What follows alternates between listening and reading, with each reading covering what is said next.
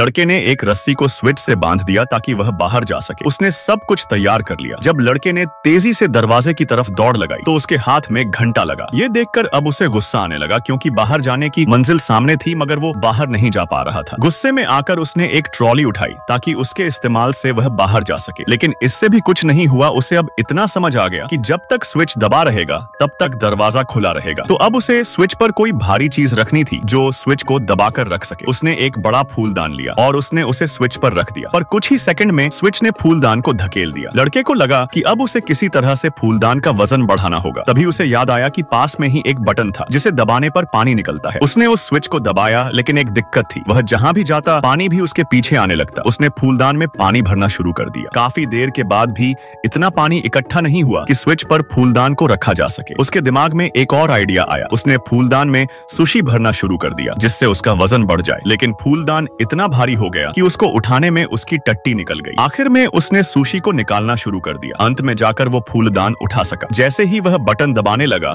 तो उसे पता चला कि स्विच की पोजीशन चेंज हो चुकी है। तो उसने एक रैंडम बटन दबाया और फिर से वहां पर वही कलवा आदिवासी प्रकट हो गया। दुर्भाग्यवश कुछ सेकंड बाद वजन ज्यादा होने के कारण फूलदान टूट गया। गुस्से में आकर उसने सुशी उठाई और स्विच पर चिपकानी शुरू कर दी, लेकिन वह भी स्विच से अलग हो गई। अब उसने एक टेप उठाई, उसे बटन पर चिपकानी शुरू की और उसे धीरे धीरे खींचते हुए दरवाजे तक ले गया। इस बार दरवाजा सीधा उसकी कमर पर आ गिरा। वो कुछ कर पाता, इससे पहले ही आसमान से एक रस्सी नीचे आई। ये देखकर वह सोचने लगा कि अब वो रस्सी के सहारे दरवाजे तक पहुंच सकता है। आखिरकार बहुत कोशिशों के बाद वो दरवाजे तक पहुंच गया। जब उसने देखा कि दरवाजा खोलने के लिए चाबी चाहिए तो वो जोर से चिल्ला उठा। तभी उसने एक बटन दबा दिया और हवा में एक चाबी प्रकट हुई। आखिर में उसने दरवाजा खोल ही लिया। वह जैसे ही लिफ्ट में गया तो वह उसे एक रहस्यमयी जगह पर ले जाने लगी। अब वह उस लिफ्ट के अंदर फंस चुका था। जैसे ही सीक्रेट डोर खुला तो उसे एक रास्ता मिला। बिना सोचे समझे वह उस रास्ते की तरफ भागने लगा। जैसे ही लड़का वहां पर पहुंचा तो उसकी आंखें फटी की फटी रह गईं, क्योंकि वो एक और बड़े कमरे में चला गया जहां पर और भी ज्यादा स्विच थे। तो इसके लिए मैं तो यही कहना चाहूंगा कि जिसे बाहर निकलना था वो उलझ गया। स्विचों के चक्कर में कहते हैं कभी कभी मेहनत भी गुमराह कर देती है।